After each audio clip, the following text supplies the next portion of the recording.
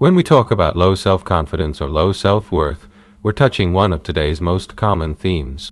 Every day, on the street, at work, at school, we meet people whose self-evaluation sits well below freezing. Is that you? Do you also think so little of yourself? Do you feel you're not good enough and can't possibly achieve anything? At the same time, you don't want to turn into those who flaunt such overblown confidence that it's obvious they're faking it, propping themselves up at others' expense. So, how do you escape both traps? How do you build real confidence and feel at home in your own skin? First, we need to recognize where our confidence and self-worth usually come from. In most cases, they don't come from the right source. They come from the outside world. Our parents, siblings, aunts and uncles, teachers, classmates and friends, partners and spouses, everyone we interact with most. Typically from those who, logically, matter most. They seem to have the greatest power over us. That's how it should be, right? They're here to tell us what we're doing wrong and how to do it right. If we don't follow their script, we're labeled bad and we're often made to feel it. How many times in your life have you heard lines like, "You're worthless. What will ever become of you? You never do anything right. You'll never learn this." And so on. Anger, maybe frustration, sadness, disappointment, confusion, and many other emotions that arise from how we interpret those moments.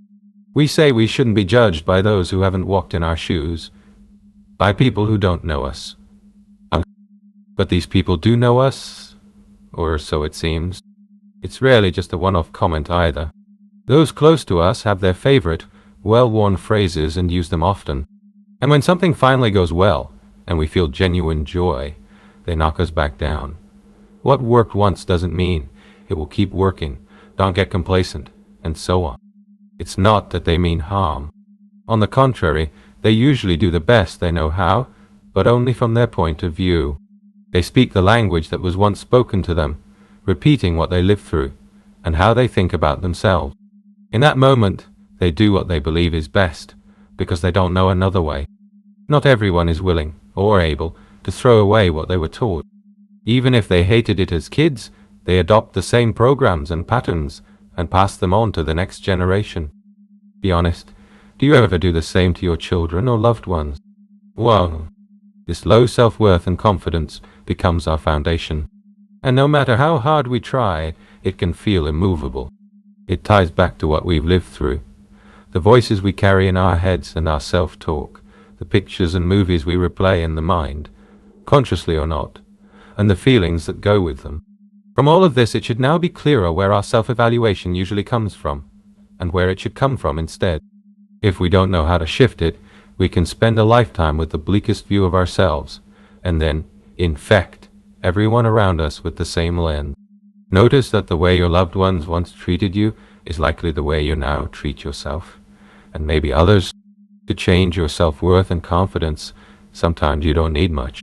Start by noticing and stopping generalization.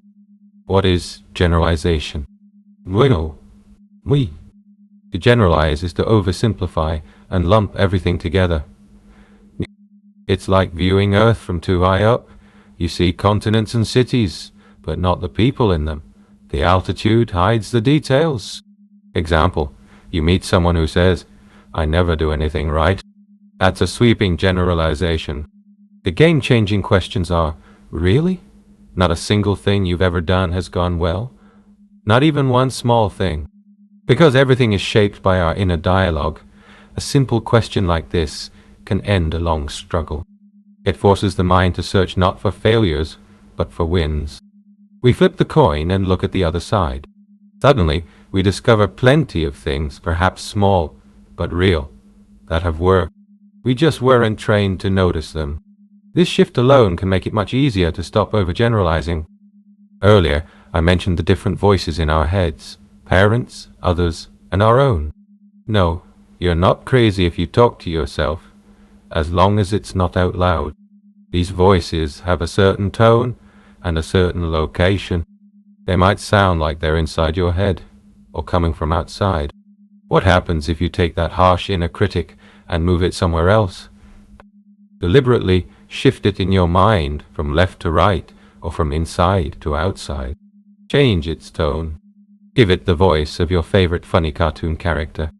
Or imagine holding a remote control and turning the volume all the way down. Play with the building blocks of inner experience, what NLP calls submodalities. None of this requires special knowledge or much time. You can do it quickly and privately, and you'll start to change. You may also notice whether you're encouraging your loved ones or unknowingly weighing them down the way you were once weighed down. If your life holds a pile of failures you can't stop replaying, you can transform those memories into resources.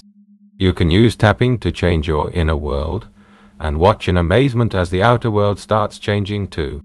Confident people know their own value, they recognize their strengths, and they work on their weaknesses so they're at least a little better than yesterday, every day.